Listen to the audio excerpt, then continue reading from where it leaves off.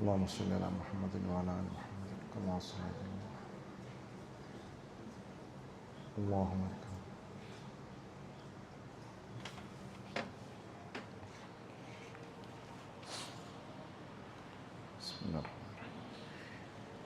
بسم الله الرحمن الرحيم إن الحمد لله نحمده ونستعينه ونستغفره ونعوذ بالله من شرور أنفسنا ومن سيئات أعمالنا من يهده الله فلا مضل له ومن يضلل فلا هادي له وأشهد أن لا إله إلا الله وحده لا شريك له وأشهد أن محمدًا عبده ورسوله أعوذ بالله من الشيطان الرجيم يا أيها الذين آمنوا اتقوا الله حق تقاته ولا تموتن إلا وأنتم مسلمون يا أيها الناس اتقوا ربكم الذي خلقكم من نفس واحدة وخلق منها زوجها وبث منهما رجالا كثيرا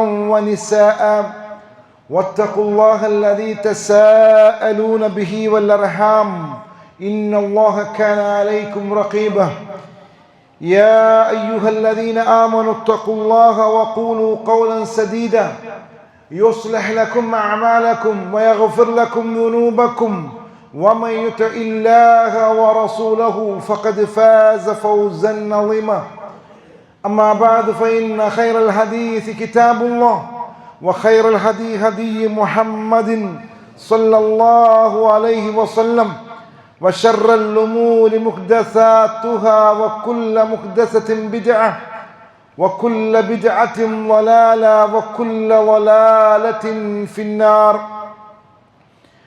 أعوذ بالله من الشيطان الرجيم فإن تابوا وأقاموا الصلاة وآتوا الزكاة وإخوانكم في الدين ونفصل الآيات لقوم يعلمون. പ്രിയം പറഞ്ഞ സത്യവിശ്വാസിനികളെ അള്ളാഹുവിനെ സൂക്ഷിക്കണമെന്നും അവൻ്റെ നിർദ്ദേശങ്ങളെ ജീവിതത്തിൻ്റെ എല്ലാ മേഖലകളിലും ശ്രദ്ധിച്ചുകൊണ്ട് കൈകാര്യം ചെയ്യണമെന്നും ആദ്യമായി നിങ്ങൾ ഓർമ്മപ്പെടുത്തുകയാണ്, വസിയത്ത് ചെയ്യുകയാണ്. പരിശുദ്ധ റമളാനിൻ്റെ ഏറ്റവും പുണ്യകരമായ ദിനങ്ങളിലൂടെയാണ് നമ്മൾ സഞ്ചരിച്ചു കൊണ്ടിരിക്കുന്നത്. ഏറെ ശ്രദ്ധയോടുകൂടി സമയങ്ങളെ നമുക്ക് നഷ്ടപ്പെടാത്ത രൂപത്തിൽ ഇബാദത്തുകളിലും അതേപോലെ തന്നെ സൂക്ഷ്മമായി ശ്രദ്ധയോടുകൂടി അള്ളാഹുവിന് തൃപ്തിയുള്ള പ്രവർത്തനങ്ങളിലുമായി മുമ്പോട്ട് പോകണമെന്ന് ഗൗരവത്തോടുകൂടി ആമുഖത്തിൽ നിങ്ങളെ ഓർമ്മപ്പെടുത്തുകയാണ്, സ്വയം ബോധ്യത്തോടുകൂടി. അള്ളാഹു അനുഗ്രഹിക്കുമാറാകട്ടെ. പ്രിയമുള്ളവരെ, ഇസ്ലാം എന്ന് പറയുന്നത് അതിന് കൃത്യമായ മാനദണ്ഡങ്ങളും കൃത്യമായ ക്രമങ്ങളും ഒക്കെയുള്ളൊരു മതമാണ്. ഒരാൾ മുസ്ലിം ആകണമെങ്കിൽ അവൻ ശ്രദ്ധിക്കേണ്ടുന്നതും അവൻ്റെ ജീവിതത്തിൽ ഉണ്ടാവേണ്ടതുമായ കാര്യങ്ങളെക്കുറിച്ചുമെല്ലാം കൃത്യമായി പരിശുദ്ധ ഖുർആനിലൂടെയും പ്രവാചക വചനങ്ങളിലൂടെയും നമ്മോട് പഠിപ്പിച്ചിട്ടുണ്ട്. ഇസ്ലാമിൻ്റെ പഞ്ചസ്തംഭങ്ങൾ നമ്മൾ മദ്രസ പാഠപുസ്തകത്തിൽ പഠിച്ചു വച്ചിരിക്കുന്ന ഇസ്ലാം കാര്യങ്ങളെക്കുറിച്ച് അറിയാത്തവർ ആരുമില്ലല്ലോ, എല്ലാവർക്കും അറിയാം. ഷഹാദത്തും നോമ്പും അതേപോലെ സക്കാത്തും അതേപോലെ തന്നെ നമസ്കാരവും ഹജ്ജും, ഈ 5 കാര്യങ്ങളാണ് ഇസ്ലാം കാര്യങ്ങൾ എന്ന് പറയുന്നത്. ഇതിനെ ക്രമപ്രകാരം കൃത്യമായി നിർവഹിക്കുക എന്നുള്ളത് വിശ്വാസികളുടെ മേൽ ബാധ്യതയുള്ള കാര്യമാണ്, നമുക്കെല്ലാവർക്കും അറിയുന്നതാണ്. എന്നാൽ ആ വിഷയത്തിൽ അതിപ്രധാനമായി നമ്മൾ എണ്ണാറുള്ള സക്കാത്ത് എന്ന് പറയുന്നതിനെ കുറിച്ച് ബഹുഭൂരിപക്ഷം ആളുകളും ഒന്നുകിൽ അത് അശ്രദ്ധമായി വിട്ടുകളയുന്നു, അതല്ലെങ്കിൽ അറിവുകേട് കൊണ്ട് അതിൽ അബദ്ധം സംഭവിക്കുന്നത് കാണാൻ പറ്റും. എന്നാൽ അറിഞ്ഞു വെക്കേണ്ട ഗൗരവമായ കാര്യമെന്ന് പറയുന്നത് ഇസ്ലാമിൻ്റെ പഞ്ചസ്തംഭങ്ങളിൽപ്പെട്ട ഒന്നാണ് സക്കാത്ത് എന്ന് പറയുന്നത്. പരിശുദ്ധ ഖുർആനിൽ 28 സ്ഥലങ്ങളിൽ നമസ്കാരത്തിനോട് ചേർന്നുകൊണ്ട് അല്ലാഹു സുബ്ഹാനഹു വ തആല സക്കാത്തിനെ കുറിച്ച് പറഞ്ഞിട്ടുണ്ട്.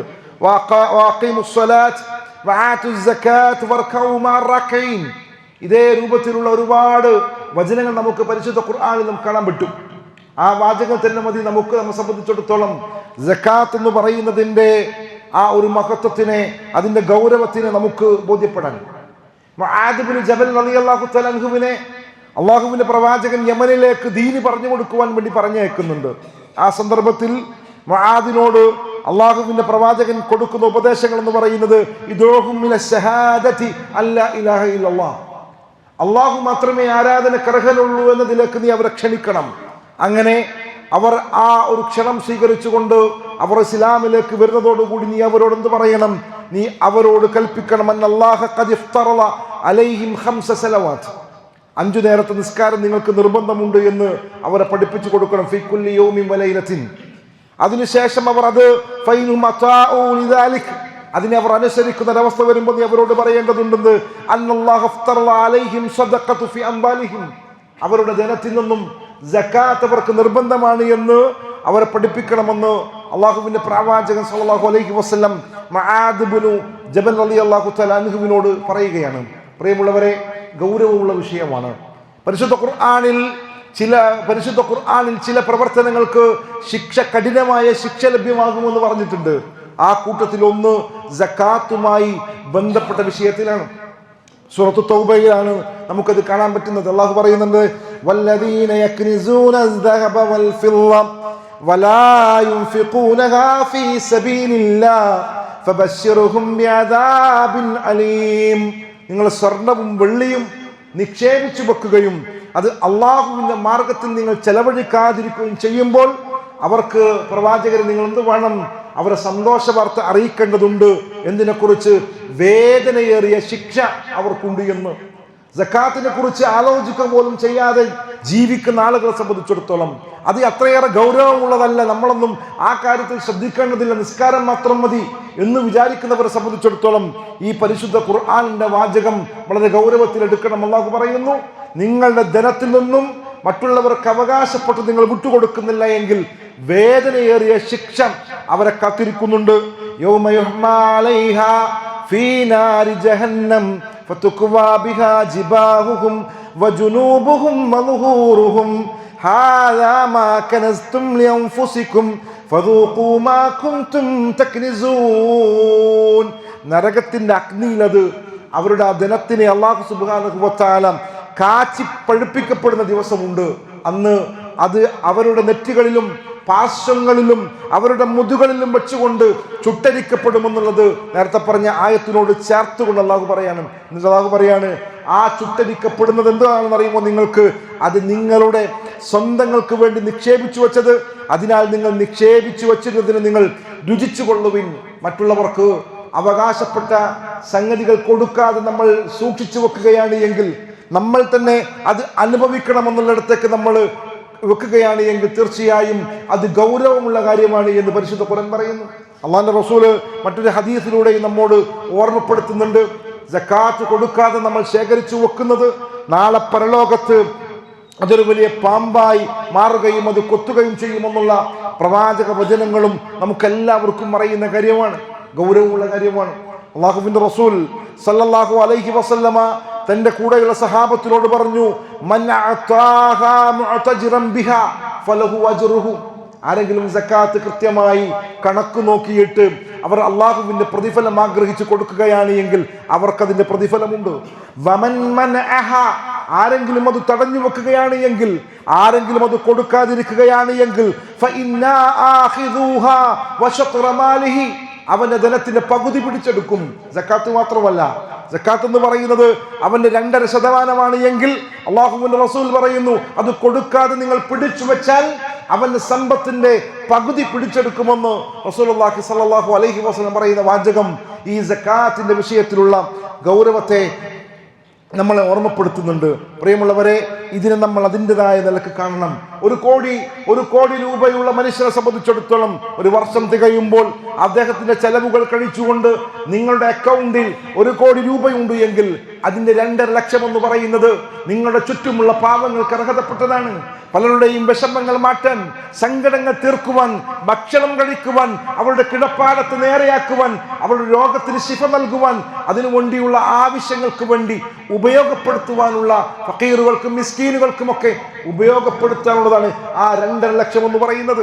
നോക്കൂ, നിങ്ങൾ അത് കൊടുക്കാതിരിക്കുമ്പോൾ എത്ര ആളുകൾ പ്രയാസപ്പെടുന്നുണ്ടാകും എന്നുള്ളതിനെ കുറിച്ച് നിങ്ങൾ ആലോചിച്ചു നോക്കൂ. അതുകൊണ്ട് ഏറെ ഗൗരവമുള്ള ആ വിഷയത്തിനെ അതിൻ്റെതായ ഗൗരവത്തോടു കൂടി തന്നെ കാണണം. അല്ലാഹുവിന്റെ റസൂൽ സല്ലല്ലാഹു അലൈഹി വസല്ലം പറഞ്ഞു, യാതൊരു സംശയവും വേണ്ട, സകാത്തിന്റെ വിഷയത്തിൽ അതിൻ്റെതായ ഗൗരവത്തോടു കൂടി കാണാത്ത ആളുകളെ സംബന്ധിച്ചിടത്തോളം മാനിഉ സക്കാ യൗമൽ ഖിയാമത്തി ഫിന്നർ, സക്കാത്ത് കൊടുക്കാതെ അതിൽ അലംഭാവം കാണിക്കുന്ന മനുഷ്യന്മാർ, അതിനെ ഗൗരവത്തിലെടുക്കാതെ, അതിനെക്കുറിച്ചൊരു ചിന്തയുമില്ലാതെ, അതിന്റെ കണക്കുകളോ കാര്യങ്ങളെ കുറിച്ചൊന്നും യാതൊരു ബോധവുമില്ലാതെ എപ്പോഴെങ്കിലും എന്തെങ്കിലുമൊക്കെ ആരെയെങ്കിലും സഹായിക്കുന്നത് സക്കാത്തിന്റെ ഗണത്തിൽപ്പെടുത്തിയിട്ട് ജീവിക്കുന്നവരെ സംബന്ധിച്ചിടത്തോളം മറഞ്ഞു വെക്കുക.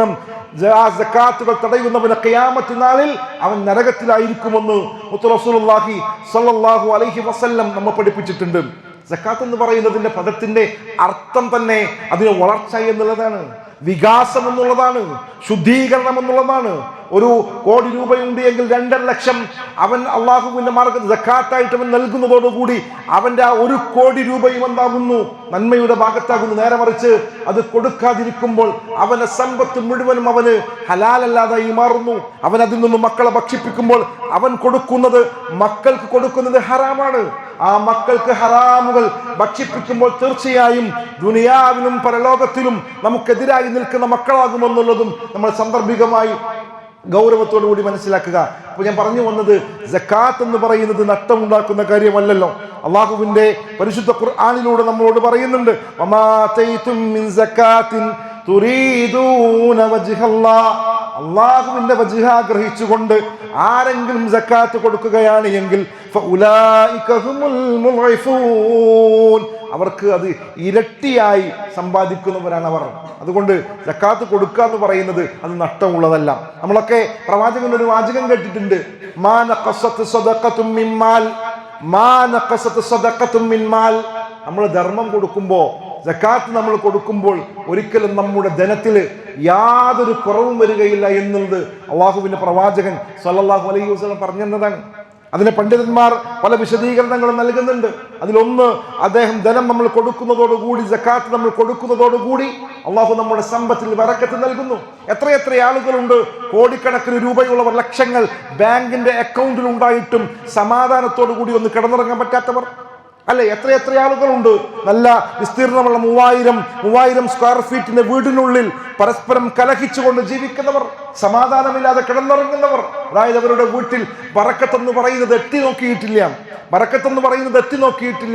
സമ്പത്തിന്റെ വലുപ്പമല്ല ബറക്കത്തിന് നിദാനം എന്ന ബോധ്യം ഉണ്ടാകണം കേട്ടോ. അതുകൊണ്ട് നമ്മൾ അല്ലാഹുവിന്റെ മാർഗത്തിൽ ചെലവഴിക്കുമ്പോൾ നമ്മുടെ വീട്ടിലേക്ക് ബറക്കത്തുകൾ കടന്നു വരുമെന്നുള്ളതാണ്. അതേപോലെ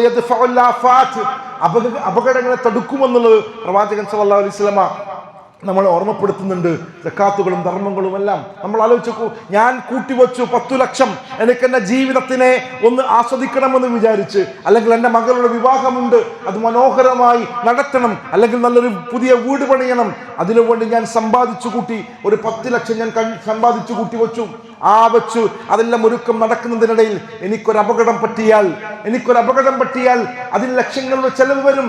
5 ലക്ഷവും 10 ലക്ഷവും 15 ലക്ഷങ്ങളും കോടികളും വരെ അതിൽ നമുക്ക് ഒരു പക്ഷേ ചെലവഴിക്കേണ്ടി വരും. നമ്മൾ കടക്കാരനായി മാറാൻ ഇന്ന് അന്തസ്സോടും അഭിമാനത്തോടും കൂടി ആരുടെ മുമ്പിലും കടമില്ല എന്ന് പറഞ്ഞുകൊണ്ട് ധൈര്യസമേതം വന്നിരിക്കുന്ന നമ്മൾ ഒരു കടക്കാരനായി മാറണമെങ്കിൽ നമ്മൾ ഇവിടെ നിന്നും ഇറങ്ങുമ്പോൾ ഒരു ചെറിയൊരു തളർച്ച മതിയാകും. ഒരു സ്ട്രോക്ക് എന്ന് പറയുന്ന ഒരു സാധനം വന്നാലേ ലക്ഷങ്ങളാണ് നമ്മൾ അവിടെ കൊടുക്കേണ്ടി വരുന്നത്. സെക്കൻഡുകളെ കൊണ്ട് കടക്കാരനായി മാറാൻ പ്രയാസമില്ല. അതുകൊണ്ട് തന്നെ അള്ളാഹു തന്നിരിക്കുന്ന ധനത്തിൽ നമ്മൾ എന്തു വേണം? അത് കൃത്യമായി നമ്മൾ കൊടുക്കുക തന്നെ വേണം. എങ്കിൽ അള്ളാഹു സുബ്ഹാനഹു വ തആല നമുക്ക് തിരിച്ചു തരുമെന്നാണ് സൂറത്ത് സബഇന്റെ 39-ാമത്തെ വാചകം. വമാ അൻഫഖ്തും മിൻ ശൈഇൻ ഫഹുവ യുഖ്ലിഫുഹു വഹുവ ഖൈറുർ റാസിഖീൻ. നിങ്ങൾ ഏത് വസ്തുവും അള്ളാഹുവിന്റെ പ്രീതി ആഗ്രഹിച്ചുകൊണ്ട് ചെലവഴിച്ചാൽ, അള്ളാഹിന്റെ പ്രീതി ആട്ടോ, അല്ലെങ്കിൽ നാട്ടിൽ വോട്ടിട്ടാനോ, നാട്ടിൽ ഞങ്ങളൊരു സംഭവമാണെന്ന് പറയാനോ, ഞങ്ങളൊക്കെ കൂടിയാൽ വലിയ സംഗതികൾ നടക്കുമെന്ന് വിചാരിച്ചിട്ട് ആ രൂപത്തിലേക്കുള്ള ഇറങ്ങിത്തിരിക്കലല്ല.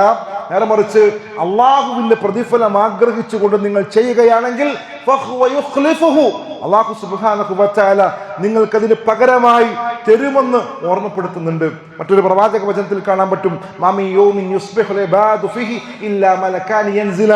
രണ്ട് മലക്കുകൾ എല്ലാ പ്രഭാതത്തിലും ഇറങ്ങി വരും. എന്നിട്ട് അതിൽ ഒരാൾ പറയുമെന്നാണ് എന്ത്, അള്ളാഹുവിന്റെ മാർഗത്തിൽ ചെലവഴിക്കുന്നവർക്ക് നീ തിരിച്ചു കൊടുക്കണേ എന്ന് പറയും. അവരുടെ സമ്പത്തിനെ വർദ്ധിപ്പിക്കണേ എന്നൊരു മലക്ക് പ്രാർത്ഥിക്കും. വേറൊരു മലക്കുണ്ട്, അദ്ദേഹത്തിന്റെ പ്രാർത്ഥന എന്താണെന്ന് പറയാം നിങ്ങൾ,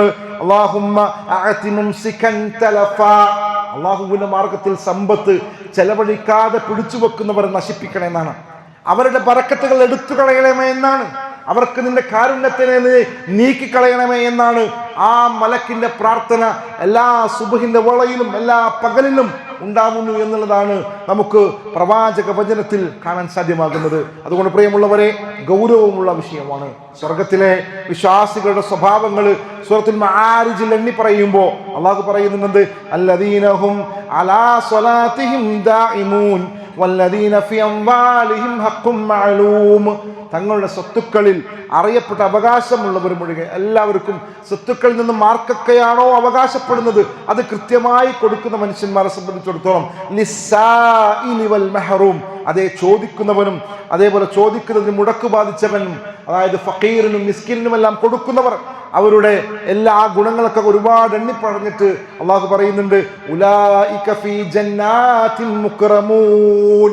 ആ കൂട്ടർക്കാണ് സ്വർഗങ്ങളിൽ വെച്ചുകൊണ്ട് ആദരിക്കപ്പെടുക. ആ വിഭാഗമാണ് നാളെ സ്വർഗത്തിലെ ആദരിക്കപ്പെടണമെന്നുണ്ട് എങ്കിൽ അള്ളാഹുവിന്റെ മുമ്പിൽ നമുക്ക് അള്ളാഹുവിനെ കാണുവാനുള്ള തൗഫീഖ് നമുക്ക് ലഭ്യമാകണമെന്നുണ്ട് എങ്കിൽ സകാത്തിന്റെ വിഷയത്തിൽ ഏറെ ഗൗരവകരമായ സമീപനം നമ്മൾ കാത്തുസൂക്ഷിക്കണം.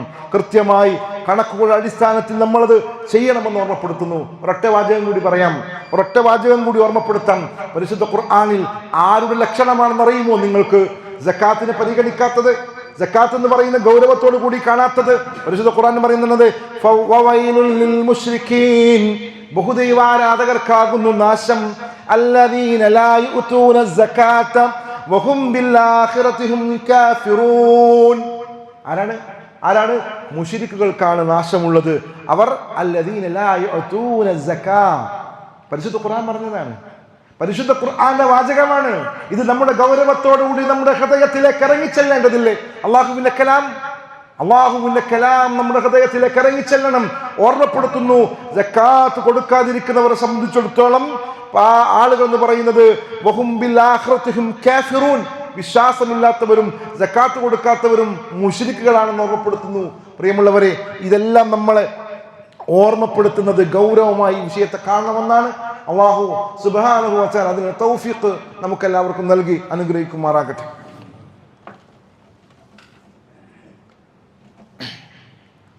അൽഹംദുലില്ലാഹ് അസ്സലാത്തു വസ്സലാമു അലാ അഷ്റഫിൽ മുർസലീൻ വഅലാ ആലിഹി വസ്വഹാബിഹി അജ്മഈൻ. അല്ലാഹുവിനെ സൂക്ഷിക്കണം, അവന്റെ നിർദ്ദേശങ്ങൾ അനുസരിച്ചുകൊണ്ട് ജീവിതത്തെ ക്രമീകരിക്കണം എന്ന് ഒരിക്കൽ കൂടി ഓർമ്മപ്പെടുത്തുകയാണ്, വസിയത്ത് ചെയ്യുകയാണ്. സകാത്ത് എന്ന് പറയുന്നതുമായി ബന്ധപ്പെട്ട് അതിൻ്റെ കർമ്മശാസ്ത്രപരമായ വിഷയങ്ങൾ വിശദീകരിക്കുക എന്ന് പറയുന്നത് പ്രയാസകരമാണ്. എങ്കിലും ഏറ്റവും ഷോർട്ടായ രൂപത്തിൽ നമ്മൾ മനസ്സിലാക്കേണ്ടത്, സകാത്ത് എന്ന് പറയുന്നത് റമദാനിൽ കൊടുക്കേണ്ട ഒരു സംഗതിയല്ല. റമദാനിൽ പറയുമ്പോഴും ആളുകൾക്ക് ഒരു കൺഫ്യൂഷൻ ഉണ്ട്. എന്നാൽ അധികം ആളുകളും സകാത്ത് കൊടുക്കുവാൻ വേണ്ടി തിരഞ്ഞെടുക്കുന്ന സമയം റമദാനാണ്. കാരണം നമുക്കെല്ലാ റമദാനിലും ഓർമ്മ വരും, കൃത്യമായി സമയം നമുക്ക് ഓർമ്മ വരും. ഹിജ്റി വർഷത്തിൻ്റെ അടിസ്ഥാനത്തിൽ ഒരു വർഷം, ഇംഗ്ലീഷ് വർഷമല്ല, ഹിജ്റ വർഷത്തിൻ്റെ ഒരു വർഷം പൂർത്തിയാകുന്ന സന്ദർഭത്തിലാണെന്ത് സകാത്ത് അതിന് കണക്ക് കൂട്ടിയിട്ട് കൊടുക്കേണ്ടത്. അതുകൊണ്ടാണ് നമ്മൾ ഇത് തിരഞ്ഞെടുക്കുന്നത്. പ്രത്യേകം സാന്ദർഭികം ഓർമ്മപ്പെടുത്തുന്നുണ്ട്. നമ്മൾ അറിയേണ്ടത്, സാമ്പത്തികമായി പണവുമായി ബന്ധപ്പെടുന്ന വിഷയങ്ങളിൽ 595 ഗ്രാം വെള്ളിയുടെ പണം നമ്മുടെ എല്ലാ ചെലവും കഴിച്ച് നമ്മുടെ കയ്യിൽ ബാക്കിയുണ്ട് എങ്കിൽ ഒരു വർഷം പൂർത്തിയാകുമ്പോൾ നമ്മുടെ ചെലവുകളെല്ലാം കഴിച്ച് 595 ഗ്രാം വെള്ളിയുടെ പണം, തുല്യമായ പണം നമ്മുടെ കയ്യിലുണ്ട് എങ്കിൽ അതിന് 2.5% നമ്മൾ സക്കാത്ത് കൊടുക്കേണ്ടതുണ്ട്. സ്വർണത്തിന്റെ സക്കാത്തിനെ കുറിച്ച് വ്യത്യസ്തമായ അഭിപ്രായങ്ങൾ നമുക്ക് കാണാൻ പറ്റുമെങ്കിലും 20 ദീനാർ എന്ന് പറയുന്നത് അതാണ് സ്വർണത്തിന്റെ നിസാബ് എന്ന് പറയുന്നത്. നിങ്ങൾ സക്കാത്ത് കൊടുക്കുവാൻ ഉള്ള അർഹതപ്പെടുന്ന ആളാകുന്നത് നിങ്ങളുടെ കയ്യിൽ 20 ദീനാർ ഉണ്ടാകുന്ന സന്ദർഭത്തിലാണ്. അത് ഏകദേശം 85 ഗ്രാമാണ്. 85 ഗ്രാം എന്ന് പറയുന്നത് 1.5 പവൻ സ്വർണം ഒരാളുടെ കയ്യിലുണ്ട് എങ്കിൽ എന്ത് വേണം? അയാൾ അതിന് 2.5% ഈ 1.5 പവനും കൊടുക്കേണ്ടതുണ്ട് എന്നതാണ് ഓർമ്മപ്പെടുത്താനുള്ളത്. അതേപോലെ കൃഷിയുമായി ബന്ധപ്പെട്ടുകൊണ്ടൊക്കെ നമുക്കറിയാം, അതിന് പിന്നെ ഒരു വർഷം തികയുക എന്നുള്ളതല്ല, വിളവെടുപ്പാണ്. ആ വിളവെടുപ്പിന് 2-3 കാര്യങ്ങളുണ്ട്. അതുമായി ബന്ധപ്പെട്ടൊക്കെ നമ്മൾ ഒരുപാട് കാൽക്കുലേഷൻ ചെയ്യാനുള്ള കാൽക്കുലേറ്ററുകൾ അടക്കം നമ്മുടെ ആപ്പുകളിലും അതേപോലെ ഗ്രന്ഥങ്ങളിലുമായിട്ടുണ്ട്. അതെല്ലാം നമ്മൾ പരിശോധിക്കുകയും അത് നിർവഹിക്കുവാൻ നമ്മൾ എന്താവണം, അത് കൊടുക്കുവാൻ നമ്മൾ ശ്രദ്ധിക്കണമെന്ന് ഓർമ്മപ്പെടുത്തുകയാണ്. ചില ആളുകളൊക്കെ പറയാറ്, ഞാനിങ്ങനെ കൊടുക്കൽ, നമ്മൾ അപ്പോഴെങ്കിലൊക്കെ കൊടുക്കുന്ന പണമൊക്കെ എങ്ങനെ കുറേ ആളുകൾക്ക് സദഖ കൊടുക്കും. ആ സദഖ കൂട്ടിയിട്ട് നമ്മൾ സക്കാത്തിൻ്റെ പണം ചോദിക്കുമ്പോൾ പറയുന്നത്, സക്കാത്ത് ഞാൻ ഇപ്പോൾ കൊടുത്ത പൈസ ഒക്കെ തന്നെ കണക്കൂട്ടി നോക്കുകയാണെങ്കിൽ സക്കാത്തിനേക്കാളും തോനുണ്ടാവും എന്ന് പറയാറുണ്ട്. എന്നാൽ അത് കണക്ക് നോക്കാതെ, കൃത്യമായി കാലം തികയാതെ കണക്ക് നോക്കാതെ കൊടുക്കുന്നത് സക്കാത്തിൻ്റെ പരിധിയിൽ പെടുന്ന കാര്യമല്ല. അത് കൃത്യമായി കണക്കെടുത്തുകൊണ്ട് തന്നെ ക്രമപ്രകാരം കൊടുക്കണം. അള്ളാഹു പറഞ്ഞിട്ടുണ്ടല്ലോ,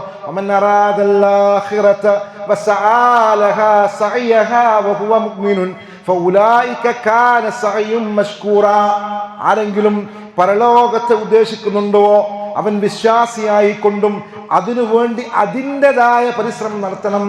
നമ്മളെ തോന്നിയ മാതിരല്ല, അതിനൊരു ക്രമം പറഞ്ഞു നിൽക്കുന്നത് സക്കാത്തിന്. അത് ആ രൂപത്തിൽ നമ്മൾ പരിശ്രമിക്കുമ്പോഴാണെന്ത്, അവരുടെ പ്രവർത്തനം അല്ലാഹു നന്ദിപൂർവ്വം സ്വീകരിക്കപ്പെടുന്നതായിരിക്കും എന്ന് ഓർമ്മപ്പെടുത്തുന്നത്. സക്കാത്തിന്റെ അവകാശികൾ 8 വിഭാഗം ആളുകളുണ്ട് എന്ന് നമുക്കറിയാം. സൂറത്തുൽ തൗബയിലെ 60-ാമത്തെ ആയത്ത് അത് പറയുന്നുണ്ട്. ഇന്നമസ്സദഖാതു ലിൽഫുഖറാ വൽമസാകീനി വൽആമിലീന അലൈഹാ വൽമുഅല്ലഫത്തി ഖുലൂബുഹും വഫിർ റിഖാബി വൽഗാരിമീന വഫീ സബീലില്ലാഹി വബ്നിസ് സബീൽ ഫരീളതൻ മിനല്ലാഹി വല്ലാഹു അലീമുൻ ഹകീം. 8 വിഭാഗത്തിനെയാണ് ഇവിടെ എണ്ണി പറയുന്നത്. ഒന്ന് ഫുഖറാക്കളാണ്, ദരിദ്രന്മാരായ ആളുകളാണ്, സ്വന്തമായി ജീവിക്കുവാൻ ആവശ്യമായ സമ്പാദ്യമില്ലാത്തവർ. മിസ്കീൻ എന്ന് പറയുന്നത് ഉള്ളത് മതിയാകാതെ പ്രത്യേക സാഹചര്യങ്ങളിൽ കടക്കാരനായി മാറുന്ന, അത്യാവശ്യം പണം ആവശ്യമായി വരുന്ന സന്ദർഭങ്ങൾ, അങ്ങനെയുള്ള മിസ്കീനുകളാണ് പറയുന്നത്. രണ്ടാമതായി സക്കാത്ത് ശേഖരിക്കുന്നവർ, ഇസ്ലാം സക്കാത്തിനു വേണ്ടി പണിയെടുക്കുന്ന അതിൻ്റെ ജോലിക്കാരായ ആളുകൾ. നമുക്കറിയാം, ഗൾഫ് രാജ്യങ്ങളിലൊക്കെ കൃത്യമായ സംവിധാനങ്ങളോട് കൂടിയിട്ട് ശമ്പളക്കാർ നിശ്ചയിച്ചു വെച്ചുകൊണ്ടാണ് ആ ശമ്പളം കൊടുക്കുന്നതിന് വേണ്ടിയെല്ലാം സക്കാത്തിൻ്റെ ആവശ്യങ്ങൾക്ക് എടുക്കാമെന്ന് ഓർമ്മപ്പെടുത്തുന്നു. നാലാമതായി കാണാൻ പറ്റുന്നത് മുഅല്ലഫത്തുൽ ഖുലൂബാണ്. ഇസ്ലാമുമായി ഇണക്കമുള്ളവർ എന്ന് പറയുന്നതിൻ്റെ അർത്ഥം ഇസ്ലാമിലേക്ക് കടന്നു വന്നവർ തന്നെയാണ് ഏറ്റവും പ്രധാനമായി നമ്മൾ കൊടുക്കുന്ന അർത്ഥം. രണ്ടാമത്തത് ഇസ്ലാമിലേക്ക് വരണമെന്ന് ആഗ്രഹിക്കുന്നവരിൽ ഉൾപ്പെടുത്തിയതായിട്ട് നമുക്ക് കാണാൻ പറ്റും. എന്നാൽ ഇസ്ലാമിലേക്ക് ഒരാൾ കടന്നു വരുന്നതോടുകൂടി അവൻ്റെ ഉപ്പയുടെ, അവൻ്റെ അച്ഛൻ്റെ അല്ലെങ്കിൽ അവൻ്റെ ആരുടേതാണോ അവൻ്റെ രക്ഷിതാക്കളുടെ സമ്പത്ത് ഉപയോഗിക്കാൻ പറ്റാതെ വരുന്നുണ്ട്. അതുകൊണ്ട് തന്നെ അവൻ്റെ ജീവിത മാർഗത്തിനെ നന്നാക്കി തീർക്കുന്നതിന് വേണ്ടി അതേപോലെയുള്ള കാര്യങ്ങൾക്ക് വേണ്ടിയിട്ട് ഉപയോഗിക്കാമെന്ന് ഓർമ്മപ്പെടുത്തുന്നുണ്ട്. അതേപോലെ അടിമകളെ മോചിപ്പിക്കാൻ നമ്മുടെ നാട്ടിലിപ്പം ആ ഒരു സംഗതിയില്ല. അതേപോലെ കടബാധ്യതയുള്ള ആളുകൾ, ഹലാലായ കാര്യങ്ങൾക്ക് വേണ്ടിയിട്ട് കടമെടുത്ത് പ്രയാസപ്പെടുന്ന ആളുകളെ സഹായിക്കുവാൻ ഈ സക്കാത്തിന്റെ ആ മുതലിൽ നിന്നും എടുക്കാൻ പറ്റും. അല്ലാതെ കോടിക്കണക്കിന് ഉറുപ്പിന്റെ വേറെ ഏതെങ്കിലും കാര്യങ്ങൾക്ക് വേണ്ടി വലിയ വലിയ പ്രൊജക്ടുകൾക്ക് വേണ്ടിയൊക്കെ ആയിട്ട് കടക്കാരനാകുന്ന ആളുകളെ കുറിച്ചല്ല. സാധാരണഗതിയിൽ ജീവിത ആവശ്യങ്ങളുമായി ബന്ധപ്പെട്ടുകൊണ്ടുള്ള പ്രശ്നങ്ങളിൽ ഇടപെടുന്നതിനിടയിൽ ഒരാൾ വീട് നിർമ്മിക്കാൻ വേണ്ടിയിട്ട് അല്ലെങ്കിൽ വേറെ ഏതെങ്കിലും രോഗവുമായി അങ്ങനെയൊക്കെ വന്ന് കടത്തിൽ അകപ്പെട്ടിരിക്കുന്ന ആളുകൾക്ക് വേണ്ടി നമുക്ക് ഉപയോഗിക്കുവാൻ പറ്റും. അതേപോലെ അള്ളാഹുവിൻ്റെ മാർഗത്തിലുള്ള പ്രവർത്തനങ്ങൾ പ്രവാചകന്റെ കാലഘട്ടത്തിൽ യുദ്ധത്തിനു വേണ്ടിയെല്ലാം സക്കാത്തിന്റെ മുതലുകളിൽ നിന്നും എടുത്തതായിക്കൊണ്ട് നമുക്ക് കാണുവാൻ സാധ്യമാകുന്നതാണ്. അതേപോലെ ഇബ്നു സബീൽ, വഴിയാത്രക്കാരൻ, ഇതൊക്കെയാണ്, വിശദീകരിക്കുന്നില്ല. ഇതെല്ലാം നമ്മുടെ മനസ്സിലുണ്ടാവുകയും കൃത്യമായി ഈ വിഷയങ്ങളെയെല്ലാം നമ്മൾ മനസ്സിലാക്കിക്കൊണ്ട് മുന്നോട്ട് പോവുകയും സക്കാത്ത് കൃത്യമായി കൊടുക്കുന്ന വിശ്വാസികളിൽ അല്ലാഹു സുബ്ഹാനഹു വ തആല നമ്മളെ എല്ലാവരെയും ഉൾപ്പെടുത്തി അനുഗ്രഹിക്കുമാറാവട്ടെ. അല്ലാഹുവേ, ഈ പരിശുദ്ധ റമളാനിനെ അങ്ങേയറ്റം ബഹുമാനിച്ചുകൊണ്ട് ആദരിച്ചുകൊണ്ട് നോമ്പ് നോൽക്കുകയും ഖുർആൻ പാരായണം ചെയ്യുകയും ചെയ്യുന്ന വിശ്വാസികളിൽ ഞങ്ങളെ എല്ലാവരെയും ഉൾപ്പെടുത്തി അനുഗ്രഹിക്കണം റഹ്മാനെ. അല്ലാഹുവേ, ഞങ്ങളിന്ന് മരണപ്പെട്ടു പോയ ഞങ്ങളുടെ സഹോദരങ്ങൾക്ക് നീ ഖബറുകൾ വിശാലമാക്കി കൊടുക്കണം റഹ്മാനെ. അവരെയും ഞങ്ങളെയും ജന്നാത്തുൽ ഫിർദൗസിൽ ഒരുമിച്ച് കൂട്ടി അനുഗ്രഹിക്കണം റഹ്മാനെ. അല്ലാഹുവേ, ഫലസ്തീനിൽ, ഗസയിൽ, യമനിൽ, അതേപോലെ പല രാജ്യങ്ങളിലും മുസ്ലിമാണ് എന്നുള്ളതിൻ്റെ പേരിൽ പ്രയാസപ്പെടുന്ന ഒരുപാട് സഹോദരങ്ങളുണ്ട് റഹ്മാനെ. ഈ റമളാനിൻ്റെ സുദിനങ്ങളിലും അങ്ങേയറ്റത്തെ ദുരിതത്തിലാണ് അവരുള്ളത്. നാദാം അവർക്ക് എളുപ്പവും സമാധാനവും കൊടുത്ത് അനുഗ്രഹിക്കണം റഹ്മാനെ. അള്ളാഹുവേ, അവരിൽ നിന്നും ഷഹീദായവർക്ക്, അവർക്ക് ശുഹദാക്കളുടെ അവർ മരണപ്പെട്ടവർക്ക് ശുഹദാക്കളുടെ പ്രതിഫലം നൽകി അനുഗ്രഹിക്കണം റഹ്മാനെ. اللهم اغفر للمؤمنين والمؤمنات والمسلمين والمسلمات والأحياء منه والأموات إنك مجيب دعوة يا قاضي الحاجات. اللهم أجرنا من النار، اللهم أجرنا من النار، اللهم أجرنا من النار. اللهم أعز الإسلام والمسلمين وأذل الشرك والمشركين. ربنا تقبل منا إنك أنت السميع العليم وتب علينا إنك أنت التواب الرحيم. وصلى الله على محمد وعلى آله وأصحابه أجمعين والحمد لله رب العالمين.